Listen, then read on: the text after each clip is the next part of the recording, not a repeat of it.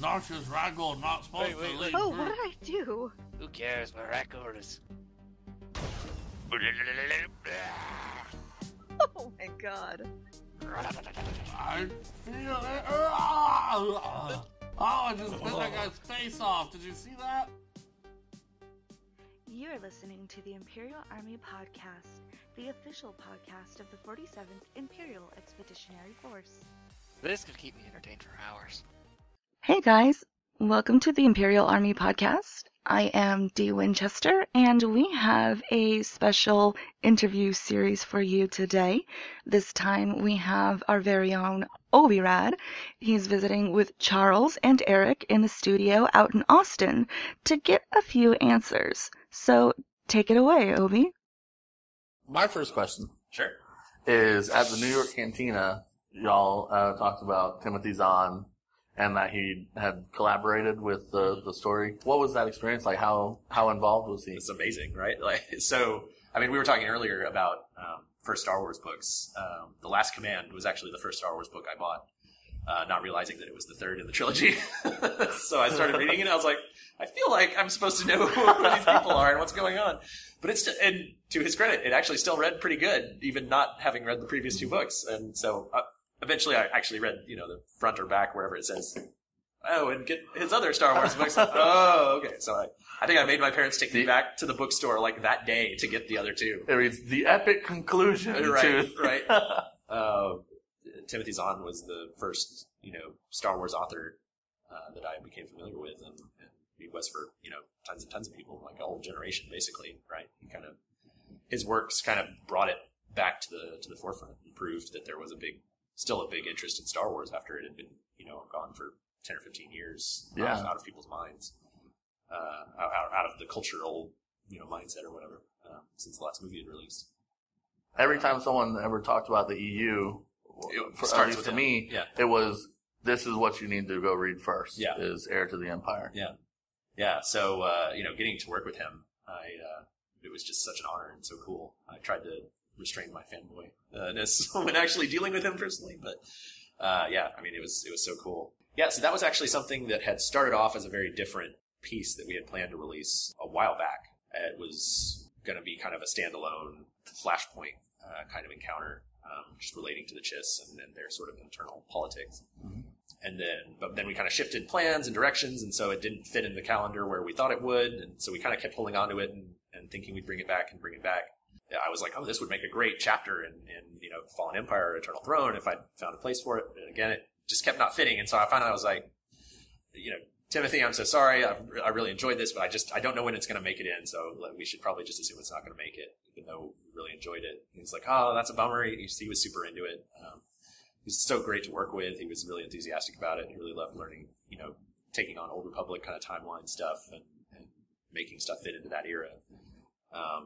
And then literally like a month later, 6 months later, some amount of time later, we were kind of making our plans after Eternal Throne. And I thought, oh, this is perfect. This is a great thing that'll tie into this storyline with Theron. It's perfect. And so I was really excited to go back. I'm like, all right, so we're going to bring it back. It's happening after all. It's coming together. So we kind of worked with him to kind of tweak. This is what we had created together was essentially like a plot summary is what we call it. So it's kind of not the dialogue, so much as just kind of the outline of the action and the main choices the player will make. And like the treatment. Yeah, mm-hmm. Like where it will take place, who are the major players, that sort of thing. And so we kind of took that basic idea of the internal Chiss politics and kind of just had Theron be the one driving us into it as opposed to another character. And kind of went from there, and it just really clicked together really nicely. From there, it kind of passed on to the writing team, and they kind of, they were involved through me as well with the overall plot summary as well, of course. But and then they kind of turned it into the dialogue and scenes that players will see here in a few weeks. In 5.6. Mm-hmm. Yeah. So it was just a very cool process.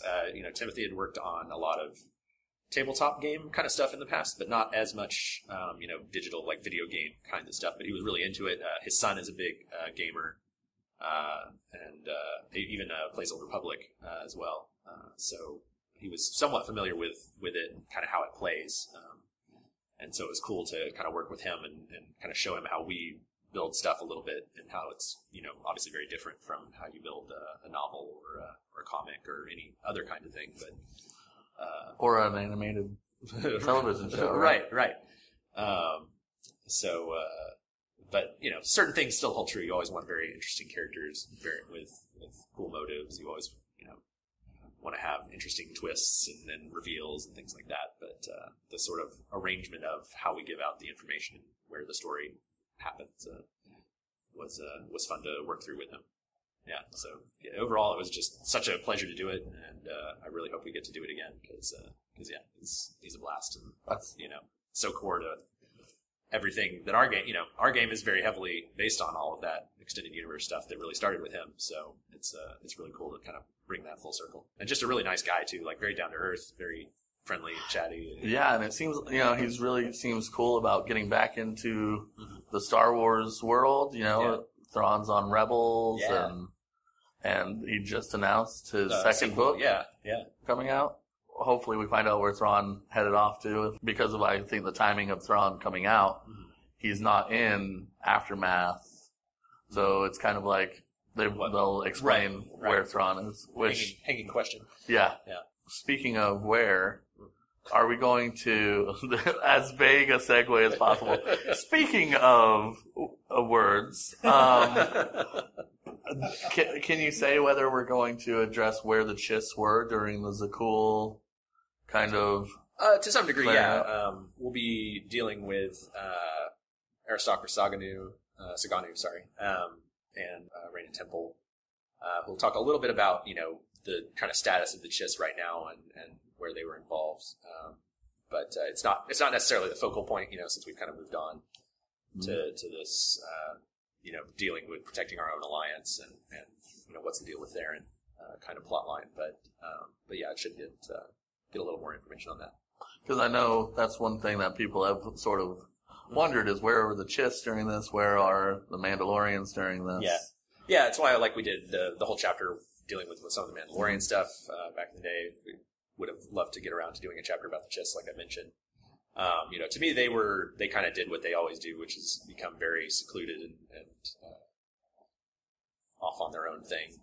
I'm sure they were still funneling stuff to the Empire as long as that was relevant, but as we saw, that wasn't a real long fight. that they were just so overwhelmed so quickly. But I don't think the Eternal Empire itself didn't really get too deep into Chiss space, or didn't seem to want to. They had enough going on with the core worlds that they hadn't made it out that far in terms of solidifying their control. So they were left mostly untouched by all that. Mm-hmm. Which is sort of at least not the directly. Chiss idea, right? Yeah, exactly. That's sort of their best case scenario, right? More from Charles Boyd after a short word from our sponsors.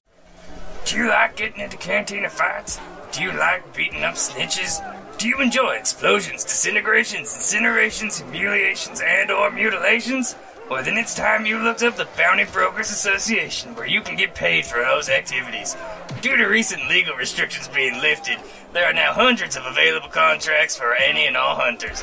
Not a professional bounty hunter? No worries! The BBA employs anyone, even if you're an 83-year-old Rhodian who can barely make sandwiches. So come on down to your local cartel bazaar today, and remember, this week only. You spoke about working with Timothy Zahn. Are there any other Star Wars writers out there that you'd really love to bring in to collaborate with? Oh man, I'm trying to think of specific names off the top of my head, but someone I've really admired and would love to work with is Dave Filoni. I've gotten to meet him once at a Mando Mercs party, very very briefly, and just such a nice guy. He was just very down to earth. He came, just on his own free time. It was at Celebration, and he gave a little bit of a speech at the beginning, just telling all the, everyone there is obviously a uber Star Wars fan, right? And just telling him how much it meant to him and how humbling it was. And, he's just a very cool, down to earth guy. And obviously, looking at Clone Wars and Rebels, he's got so much of a great grasp of Star Wars and the sort of adventure and excitement and exploring some of the deeper nooks and crannies of the universe like we do. I feel like he'd be a really cool guy to work with, and just love to see how he comes at things. Yeah, and he might have some free time. Well, with Rebels is ending, but I get the impression they're already well underway on what's going to come next. So we may have less free time, if anything. Right? Yeah. But also, it could be something that involves the Old Republic team, because I know Rebels has established a few things, made a few references to the Old like Republic. the Hammerhead cruisers first were there, and then in Rogue One. Yeah, and then in Rogue One, they talked about the Mandalorian Wars. That the Jedi fought in the Mandalorian Wars. Mm-hmm. And there's an episode where they go to Malachor, right? Mm-hmm. They had that I guess that was actually Clone Wars, but they had some Old Republic kind of logos and stuff involved in. I think it was the episode with the droid with the kids building their lightsabers. I think that had some old. The droid, and the ship. He was voiced by David Tennant. Yeah. The ship wasn't exactly a Defender cruiser, but it was kind of, you could see some similarity there. And they came that close to making Revan canon in Clone Wars. So so I feel like I like to think there would be a cool affinity there. So I think that would be, if I were to pick my number one, that would be it. Yeah, Filoni is awesome. Were you at the season 4 celebration? No, I didn't get to go to that, unfortunately. Oddly enough, to tie in, I caught a little bit of it off to the side, on one of the side screens, when they announced that it was going to be the last season, and a few other things, and then they showed the trailer, which was really cool. Yeah. So I caught a little bit, but yeah. Oddly enough, to tie into the previous question, I was sitting 3 rows in front of Timothy Zahn. Oh, really? Yeah, that's awesome. Which made it pretty hard to get out. Oh, yeah. Because did people just him? People stood up, and then everyone swarmed Timothy. Yeah. And we didn't want to bother him because he was getting bothered already. So, we made our way around to get out. Right. But yeah, that was really cool. And if anyone knows about the T-shirt controversy, you're right. It did happen. Yes, I was there. I saw it. Yeah, and they just announced that TV series for the Disney service the other day. But it's live action, so I don't know if that means everything's or someone else. So vague right now. Yeah. There's going to be a live action show, but we don't know anything really about it. There's a whole trilogy. Yeah. We don't know anything about the era. It's an exciting time to be in the Star Wars universe, right? Like, there's so much new and huge budgets behind it. Rian Johnson hasn't contacted anyone for some lore background or anything like that. I mean, I wouldn't be able to tell you if he had. But they have the story group for that, even if they did. That'd be pretty cool. A trilogy set in the Old Republic. Yeah, I mean, I'd be there for the opening night for sure. Yeah. What are you most looking forward to movie wise? Last Jedi, Han Solo.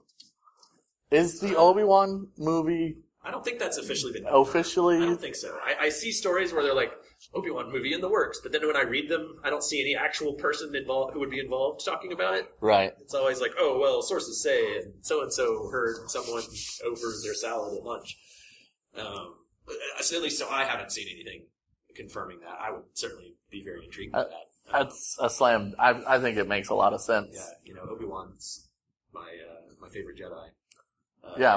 He's my favorite character, period. Yeah. My character name may allude to that a little bit. Right. But I think maybe they're waiting on the Rey reveal, the Rey's parentage. Yeah, because I think she could be a Kenobi. It's possible. I'm waiting. I watch Rebels, every episode I watch Rebels and wait for this kid to come up and they allude to that Bo-Katan is taking care of them, but never say much about it. Yeah. But it was actually Duchess Satine's child. Right. That's what I'd really like. I think she's either a Kenobi or a Force child, like Anakin. Yeah, like Anakin was. Yeah. Because there's so many parallels between her and Anakin. Yeah. Yeah, I don't know. But I'm trying to remember if they've said one way or another whether we'll find out in The Last Jedi. I can't recall now. But yeah, I mean, I'm excited about all of them, honestly. I'm not just a dork about it. So my butt's in the seat no matter what. Yeah. But with Last Jedi, it's I've really enjoyed Rian Johnson's previous films, and I remember when Brick came out, like that was such a weird, cool twist on the film noir kind of stuff that I was in love with him right from there. So yeah, it's a really interesting, just like with Empire Strikes Back, right? You have an opportunity to really take this in any number of directions from where Force Awakens left off. Yeah, with an Act 2, you really curious to see where that goes. And then, with the Han Solo movie, I mean, that part of the universe is certainly one of my favorites. The sort of underworld, every guy, every girl kind of character that isn't just like with Rogue One, right? That isn't bestowed with mystical power. They just have to get by on their wits. And it's always nice to see the every guy get by. I love Star Wars because it has both, right? So I don't want to denigrate one or the other, but I think that movie has when I first heard the idea, I was like, I don't know. I mean, is there more to tell about Han Solo? But then as it's gotten closer and as the talent involved was revealed and stuff, I was like, okay, I'm pretty excited about this. Actually, I'm really curious to see what an adventure that's just focused on these kinds of characters is like on a big screen. Yeah, I think I'd like to find out why Chewbacca has a life debt to Han Solo. Yeah. I'd like, see what happened with the Kessel Run. Finally see what happens with the most infamous line in the original trilogy. And I'm really excited about Donald Glover as Lando Calrissian. Yeah, I love him. I have a Facebook page that's named Donald Glover for Lando Calrissian that dates back to 2013. So I've been conducting that train. Yeah, it was like when I think it was sometime when the moment the Han Solo movie was announced, I was like, if he can't be Spider-Man, he can be Lando. Lando's a pretty good get. Yeah. Like that's a pretty great role. I think he'll be really good for it. I was on, I think it was with Joe.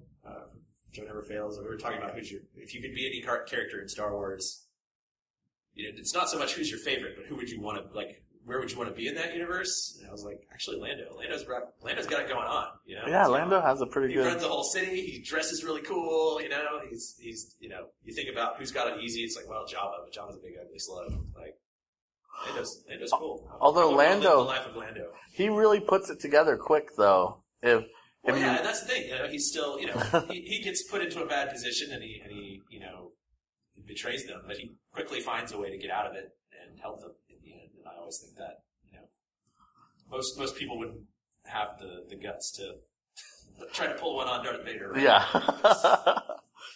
Arguing the deal. Yeah. But, in one of the more recent novels, From a Certain Point of View, they have all the side stories. And Lando loses his last credit when, right before the Death Star explosion. Wow. So he goes from broke to running the Savannah gas industry in not too long. He does pretty well for himself pretty quickly. Nice. Swindles some Ugnaughts, probably. That was one of my favorite old.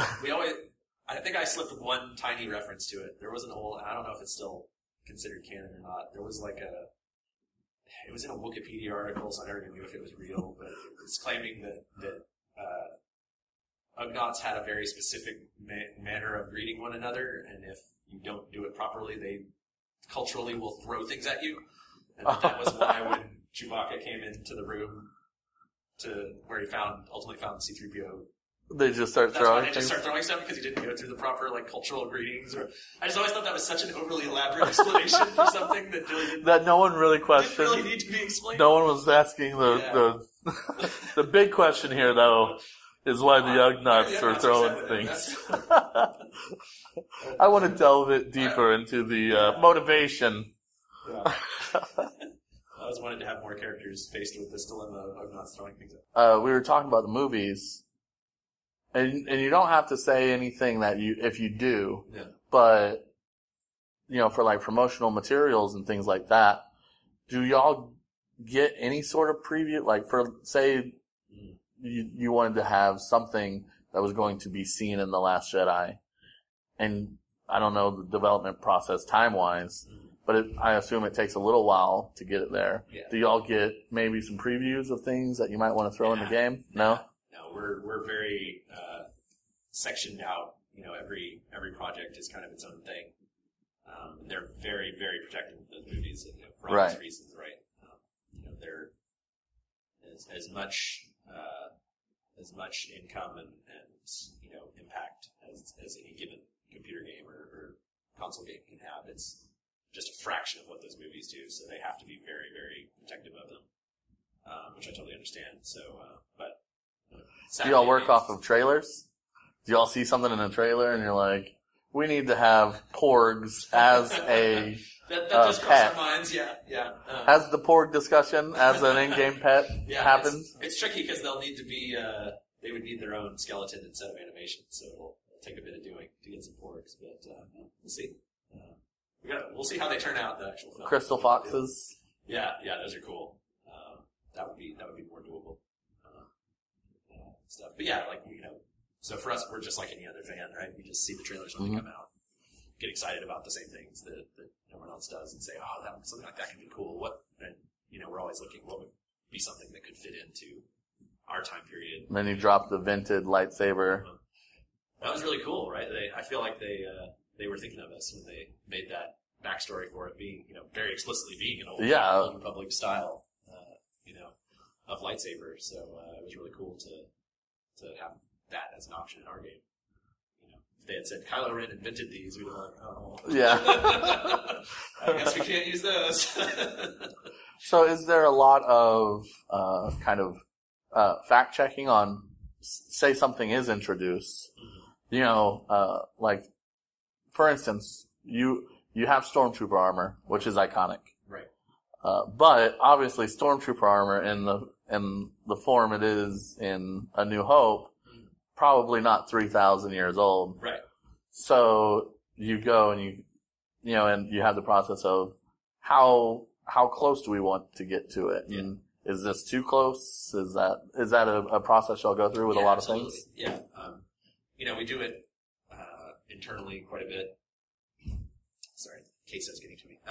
We did, you know, we always have that in mind when we're designing our own stuff and putting it together for updates. But then, of course, everything goes through Lucasfilm, their story group, and we have a specific people that we interact with to review our content. So they'll kind of call stuff out as well. If they're like, hey, that's maybe a little too close. Let's tweak it this way or that way, and kind of find the right kind of niche to get it in so that it still feels like, oh, that's clearly a Stormtrooper type of thing.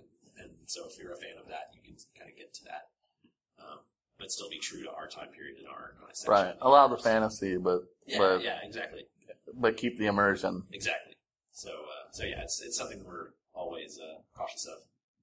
And when you're doing the design like the design, like say a new armor's coming out, is it you go to the artist and you say, hey, we want something Vader-y, and then they'll sort of do a redesign of Vader. Like I know one of the recent items, one of my favorite new sets of armor. It has a very like an open face, but Vader's cowl sort of. Yeah. And that set's really, I forget the name of the set, but I like that set a lot. Yeah. But, you know, it's kind of obvious that they're like, it was in, like when they started, they had Vader in mind a little bit. Yeah, it varies. You know, sometimes it'll be like we watched a trailer and said, hey, we should do an outfit kind of like Rey's, or we should do a vented lightsaber, for example, right. You know.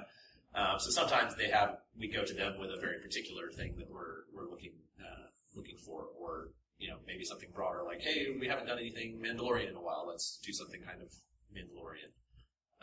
But sometimes it's purely like, you know, we know we're going to need 5 extra outfits for the next whatever time period, so, you know, kind of leave it up to them to come up with their own ideas as well, right? Because you don't want to only hand people a thing and then expect something back. You know, they're very talented and very creative people, so be sure we leave openings for them to kind of bring their own flavor to things as well. So the direction to get a better idea.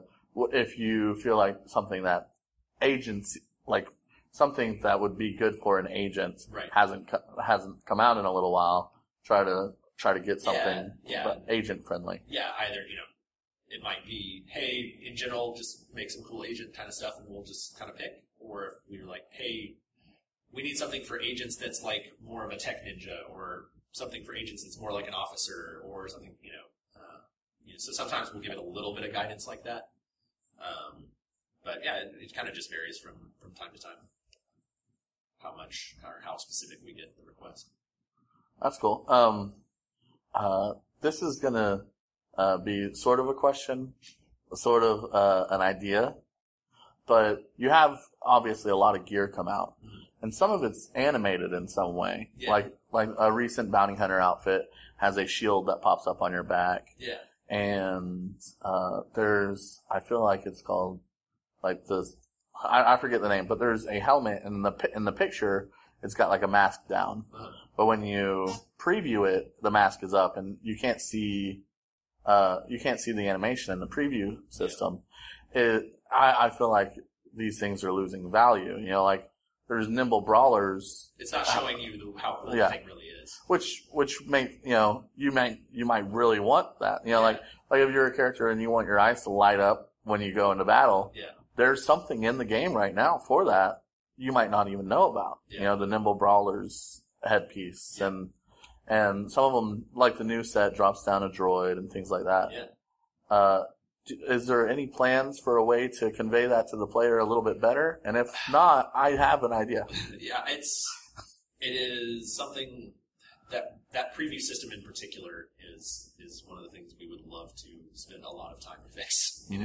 There's a lot of errors that come up in that that are very rote and things that it just doesn't show, like you said, right? Like those animations. So I don't know that it's really in the plans right now for when to do it, because it is a pretty substantial investment to kind of refactor it to work that way and actually catch that stuff. Mm-hmm.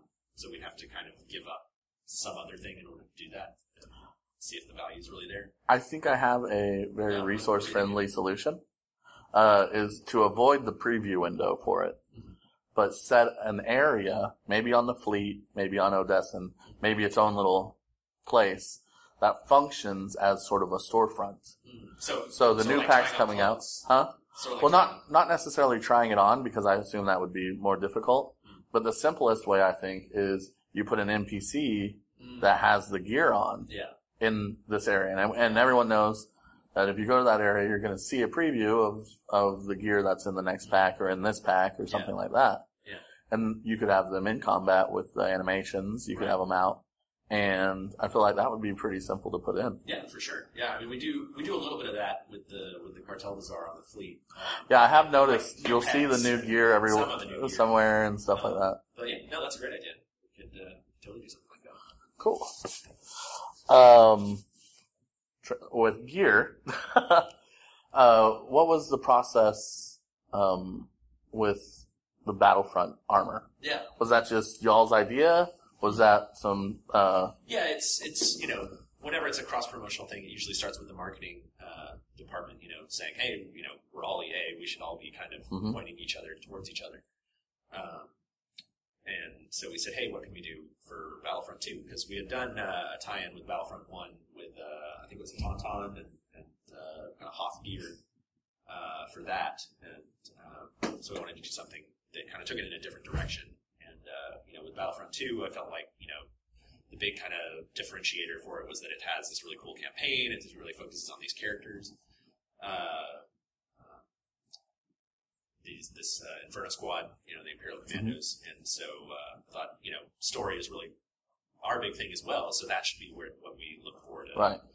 It would be cool to do something that tied into that or evoked that, right? So we tried to find, something that we could build or build off of in the game to evoke, like we were talking about before, right? Like a trooper in our time period, but that, fulfills that fantasy. Yeah. And so, making a sort of TIE pilot kind of look. With the droid? Yeah. The droid that pops out? It was doing the droid that was we thought, hey, let's take this a step further. what would be a cool extra thing we could do to really set this apart from, there's other sets in the game that you could get very close to that look already. Mm-hmm. Having the droid that pops down that is so, heavily featured in the trailers and in the game and stuff, was kind of where we thought this is what will set it apart and make it something that's, worth pursuing, worth finding for the fans. And did y'all send a letter over to Battlefront? Oh, yeah. And be like, put, Revan in your game as a hero, and we'll... No, we didn't send them that letter, but we did run it by them before we put our thing in our game. And Lucasfilm as well, obviously. Yeah.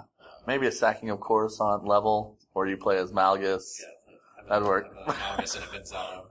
Yeah. Characters. Yeah, that would be amazing. Yeah. Someone send that letter. Yeah.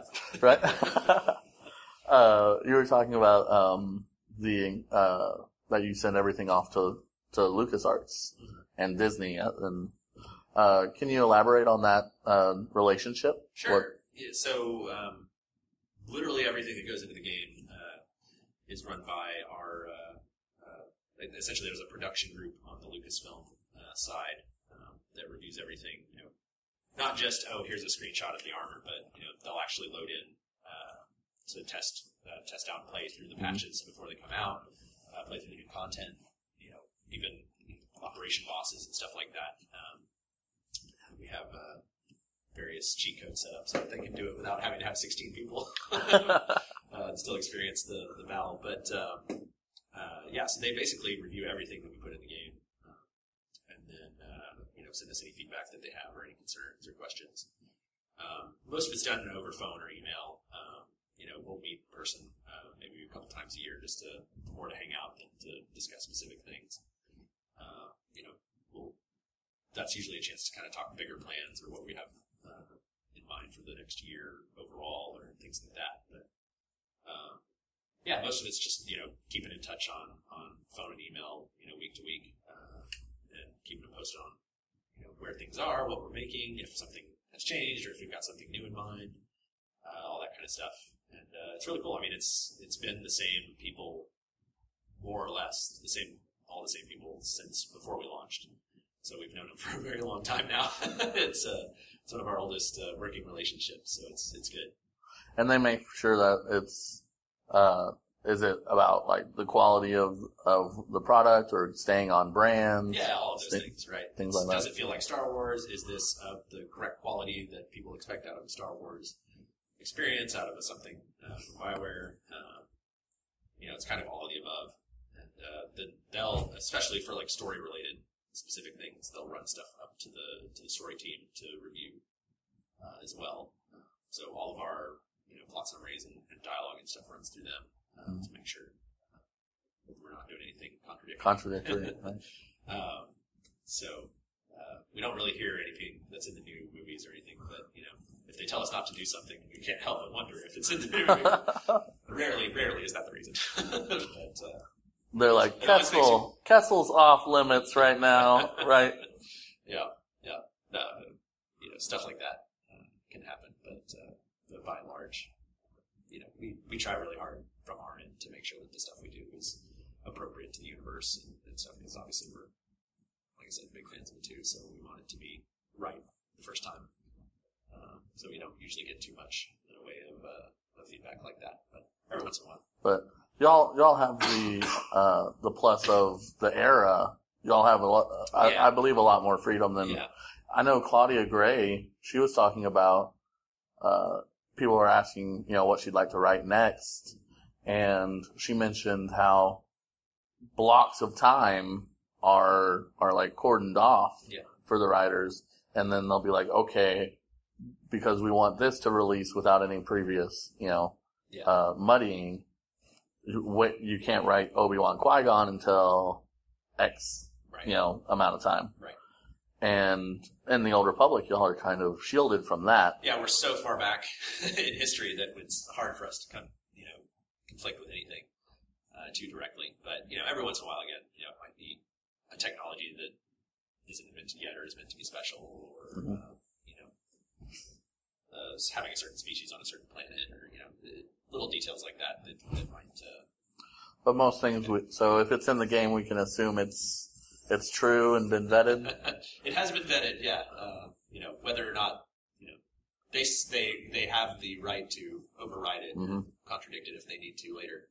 Because they certainly can't know 3 years from now what movie they're going to be making, and if it needs to say that Twi'leks secretly have 3 head tails and we've just never seen the third one before, then I don't think they'll have anything that necessarily contradicts that. So that's just how it would go, right? Or if they wanted to put Bothans in a movie and have Bothans look completely different, that's absolutely their prerogative. Right. And we'd just do our best to kind of pivot around it.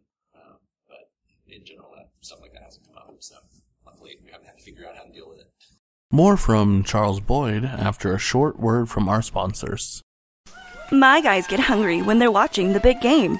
I know the only thing that'll satisfy their hunger is Cuba's Rhodian mayonnaise sandwiches, now available at a nearby market. Here you go, boys. Eat up. Looking into 5.6, we've got a lot of information on that. That's going to be a story-based Flashpoint, right? Yeah. I know there's things you definitely can't say, but is that all we're going to see of, Chiss space? Might we get a Stronghold or a daily area, some other way to visit Chiss space outside of the Flashpoint? Not in that update. We've talked about potentially a Stronghold because Imperial, the planet that it takes place on, is really, really cool. Beautiful. It turned out really nice. So, we're anytime we release a screenshot, I feel like you can go on Reddit and someone says, "Oh, we should have a Stronghold here," but I promise our people building it are the first ones to say, "I have a Stronghold here." So we don't have one in the works currently. So same with a daily area or anything. Nothing on that right now in the plans, but I would certainly be open to it. And like Timothy was talking at the New York event, saying we should do another thing. Let's do more. And I was like, well, yeah, okay. So, hey, who are we to question Timothy Zahn, right? Yeah, so never say never, right? But no, currently that would be the extent of it for now. And can we expect maybe not something huge, but if I'm a Chiss player, am I going to have some differing experience when I go there? Certainly the dialogue and stuff, the gameplay of the experience wouldn't really make sense for it to be different for you. But in terms of how you're addressed, certainly Chiss agents in particular have varying options in their history with Saganu and stuff, so there's references to that. And anytime any Chiss player is interacting with him, you'll get a slightly different kind of manner of address, right? Because, more so than I think many other species in the game, the Chiss kind of consider themselves Chiss first and then Republic or Empire second, right. To some degree. So there's always going to be that kind of us first, we're of our own thing. You a Chiss player are one of us, right, to some degree. And yeah, that's definitely reflected. That's interesting. Speaking of Strongholds, I know y'all talk about the Wall of Crazy. Is there a Strongholds of Crazy? Like a list of, I would love to have, a Stronghold here or this sort of, with the train, it's branching out, right? Yeah, the moving train. Yeah. Not specifically, but there's always kind of a running list of, we watch what the players say that they're really into, places they would love to see one. We've talked about a Hoth or Ilum because we don't have a snow environment one currently. Doing something in space would be really cool, whether it's a space station or part of the fleet or a space yacht. Yeah, like a space yacht, or maybe we have the big guild ships that are the really big capital ships, but maybe we could do the smaller ones, like you have a Hammerhead cruiser or something like that. That could be cool. We were talking about the player ships a little bit earlier.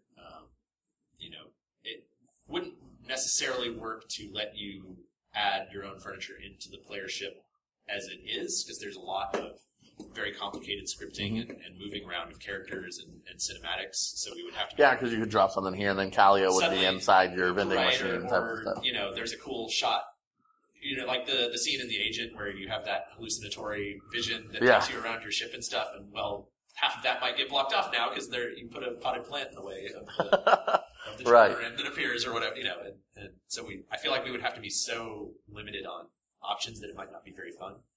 But past Fallen Empire, you don't use your personal starship for much story at that point. So maybe that could unlock a customizable version of this. That's not something we have in the works right now. I'm just spitballing. Right. Something like that could be possible.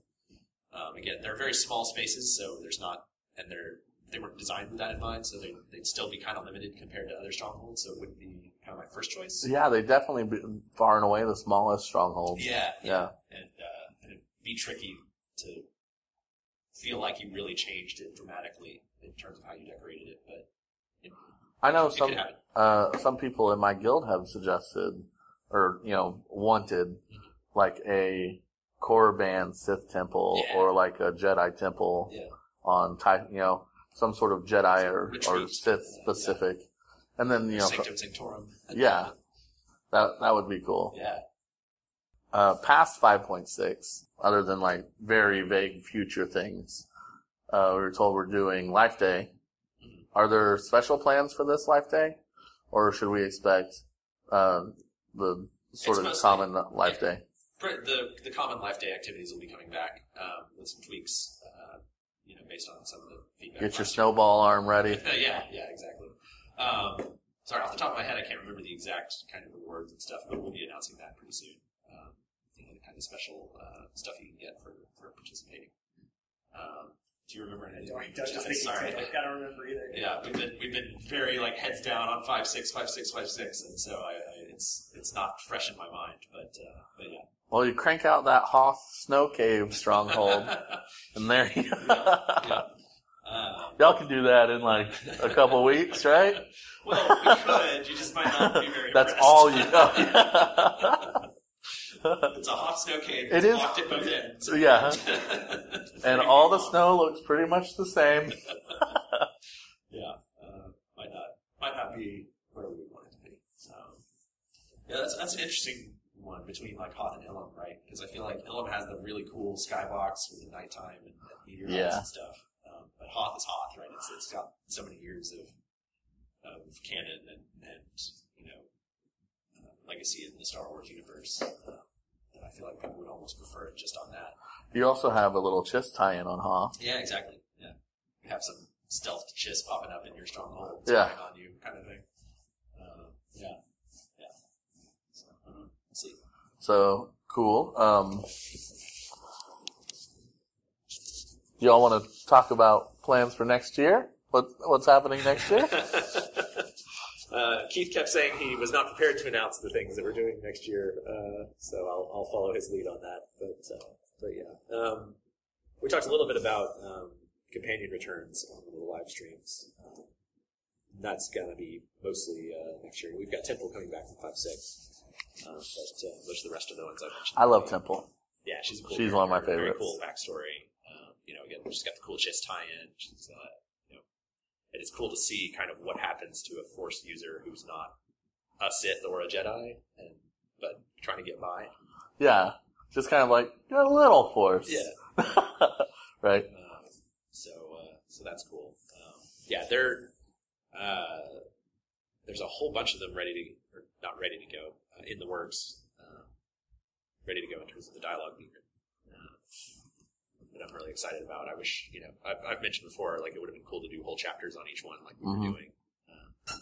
But we've kind of shifted our focus a bit. And I think that's, for good or ill, that's just going to be the outcome of it. Is we can't focus as much attention on them as we did before.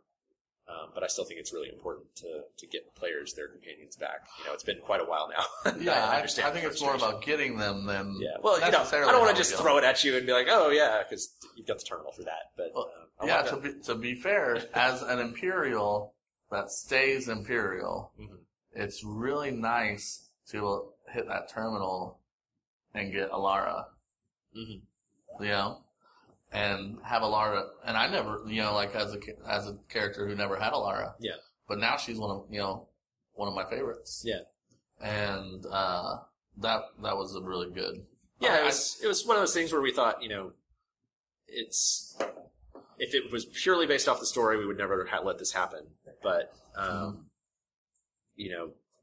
we're far enough in now. Players know what's going on. They know the score. So if they want to kind of tweak things a bit and have their experience be a little outside of what the main story says it should be or says it would be, I'm fine with that. I think it's cool to give players more options and let them kind of explore how it would be like to have those characters there. Players come up with all sorts of, super elaborate, backstories and role-playing stuff. And sometimes it's nice to have bodies for armor ideas and things like that. Yeah. Like, I've got Vector, and he has his unique vibro staff. Yeah. Or tech staff, rather, I suppose. And, it's brown and it's rock-like. It's the Killick staff. Well, I put Vector in all of my Tusken Raider gear, and I act like Vector is a Tusken Raider. Right. Right. And I like, leaving little things up. The players can create a lot of stuff with just some tools. Yeah. Yeah, trying to leave a few more options open, I think is worth doing. Yeah. Do y'all have any... like I just said that all the role players really need our tools. Do y'all have any plans for supporting kind of the role players to give them? Yeah, it's something we were just meeting about it earlier this week, trying to decide what kinds of things would be worth doing. After kind of studying the feedback they gave us, in relation to the United Forces and in the past. So we don't really have anything right now that I can announce yet. It's far enough along that I would feel comfortable bringing it up. But the things we've seen a lot of calls for more controlled or player controllable chat venues so that they can kind of at least control who's talking in their role playing environment, if not who's physically there. Beyond that, maybe having some kind of role playing shard, just like we have PvP and PvE currently. Right. That's a fairly substantial undertaking to do that, and it can affect performance across the whole game because it's that's 1/3 more, depending on how we did it. It's 1/3 more instances running all the time, regardless of whether there are role players there. So if we can find a way to make them only spend up putting our role players there, that would make it better. But that's more to do.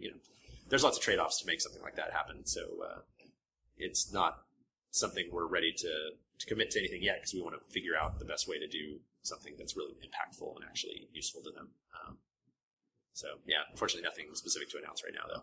I think something that would be useful and might not take too much is areas. Mm-hmm. Tatooine, one thing I really like about Tatooine is you get there and you go do your story, but it feels like a full city. Yeah. You can walk around, you can walk into stores, and there's streets, and it's more than a lot of them feels like its own city. Dromon Kaas is like that. It's a city. Yeah. And I think that is good for, good for roleplay places that you can go do. We talked about maybe even, something where we might section parts off that you can turn it, it's not a stronghold, but it works somewhat like a stronghold. And it's like, okay, this is this version of just this one part of a planet, not the whole planet, but, here's one portion of it that you can claim as, oh, this is my version of, not Mos Eisley, Anchorhead, say. And, so we're going to have, role playing in here and we'll control who's in here just like we do with a stronghold. But maybe not be able to decorate it the way you would a stronghold. So that was another solution we've discussed. It's, there's nothing it sounds like it's just like Strongholds, just with a different button, but it's a little more complicated than that. But my concern there was that it might end up being too limited and we'd have to kind of figure out all the areas everyone could possibly want. And we might not get them everything they want, but if that would be a cool solution, I'm very open to it. Yeah, something like to go back to like Dromon Kaas and Tatooine. Not a perfect analogy because the Dromon Kaas stronghold is already basically an apartment. Right. But if you had a door onto an apartment building, it's like, hey, let's go in here. And because I go first, it's my apartment. Right. Like any other phase. Right. then you can, follow me into my apartment. Yeah. If it was a store in Tatooine, just if I wanted to play a store owner, you'd have the, mini phase type things. Yeah. Would be that the player could manipulate. Cool. That one thing that goes into a lot of these questions, obviously, is the process and time-wise. Like, you just recently tweeted about going and doing voiceovers. What you recorded then, what you recorded recently, from sending it to, like LucasArts to everything, what kind of timeline is that? Like, the words that you recorded, right? How long until they before appear we hear that? It varies. Some of it's not going to be for at least 2 or 3 months. Some of it could be much sooner, right? Like we were recording some of the kind of transmissions that fire during the Warzone that we have planned coming up as part of that session, and so that's only a matter of weeks. But that's not something that requires the Warzone that's in 5.6, right? So the content of that, or the work to make that happen is not the same because there's no cinematic, there's no character who has to be animated talking. It's just kind of comes in over your ear. So when it's for something like that, we can turn it around quite quickly. We just have to get the English, French, and German all recorded, which is still, can be a matter of several weeks.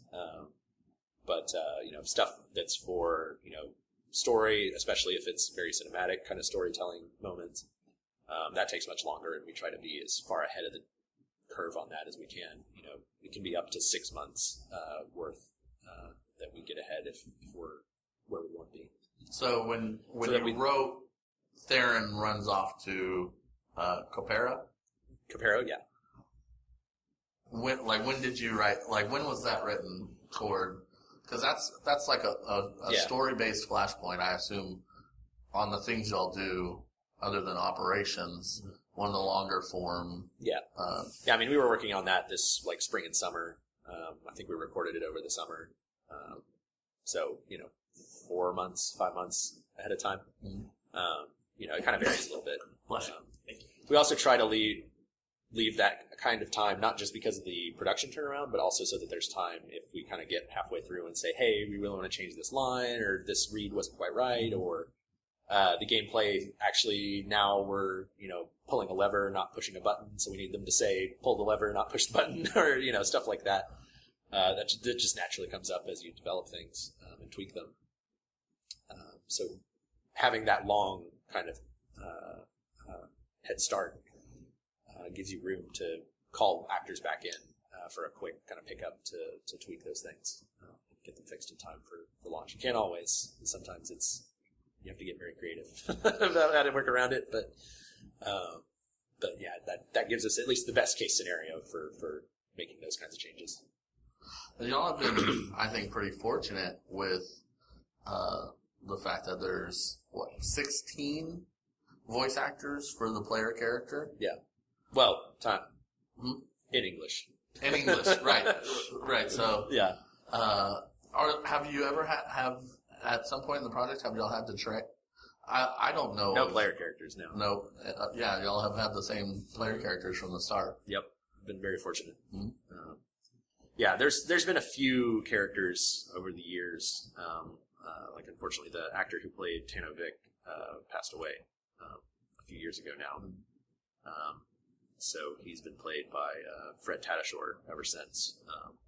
So there's a few cases where stuff like that has happened. But by and large, considering the size of our cast of characters, being in the hundreds or thousands even, we've been very, very fortunate that we can pretty much always pick up the phone and call them and bring them back in. And are they all voice actors? Or is Charles Boyd or Eric Musco in there anywhere? No, we use union talent, so pretty much everyone in there is if not, they may not all be primarily voice actors. Like in some cases, they're people who do a broad range of things, on-screen actors. But they have their card. Yeah, their card carrying voice actors. Exactly. Right. What about something, you talked about the timeline on like a flashpoint. Mm-hmm. What about, say, the community says, we want Jedi robes like Obi-Wan wears, for something that's just aesthetic like that. What's the process from concept art to it's my character's wearing it in the game? Yeah, it's usually going to be at least a couple months, just because they're in the middle of something else probably, and so it's going to be at least a week or two before they can even start. And then it really varies on what the thing is, right? Like if it's, I really want this but with the hood down, okay, well that's pretty quick. But if it's something that isn't fairly similar to an existing armor set that they can kind of tweak, then they have to build it from scratch, and that takes some pretty significant time. Mm-hmm. So generally, it's going to be a couple months between saying I want a thing and seeing it in game at the quickest. And they have to build it 8 times? Yeah, exactly. They have to make it work for all 4 body types for both genders. So it's an undertaking. And then not just the time to build it, but then to test it, right? For our QA teams to actually make sure they look good on and multiple alien species and, all that kind of stuff. Yeah, like what Leku do to the armor. Right, like how, if there's a headpiece, how does that interact with the Leku? Mm-hmm. Does it override? Or if you're Miralukan and you have the kind of eye coverings, do those override the headpiece or not? Just stuff like that. Have y'all had much call for, because I know y'all do hairstyles every once in a while. Yeah, we've got a few more. We've got a few more coming. I don't know if we've even told people that. We've got a few more coming with 5.6 as well. Oh. Yeah. That's an exclusive, I think. 5.6 or near after that, I forget. Do you have plans for more Miraluka covers? Yeah. I don't know when we were looking at doing it, but yeah, we had a kind of a brainstorm of what would be some more cool Miraluka things, what would be some more cool Sith Pureblood things. I don't think we had any more Zabrak yet, but we talked about moving some of the eye colors around as well, which is something players have brought up a lot, and is startlingly more difficult than I would have expected it to be. So that unfortunately stalled a little bit, but it's still on the docket.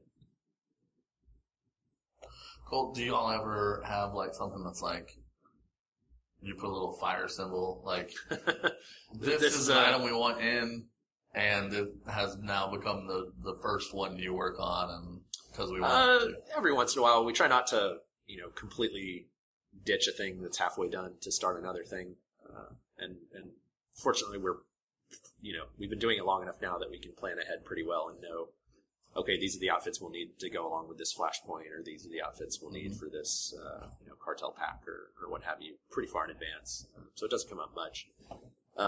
Things like promotional tie-ins where sort of an opportunity just kind of comes up that we hadn't expected. That can kind of sometimes get slotted in ahead of other things that we had planned. But again, we rarely just drop everything to start a piece. Right. Because it's not the best way to get quality. And, it's rarely, that big a hurry comparatively. Well, I have a question about the holstered pistols. Mm-hmm.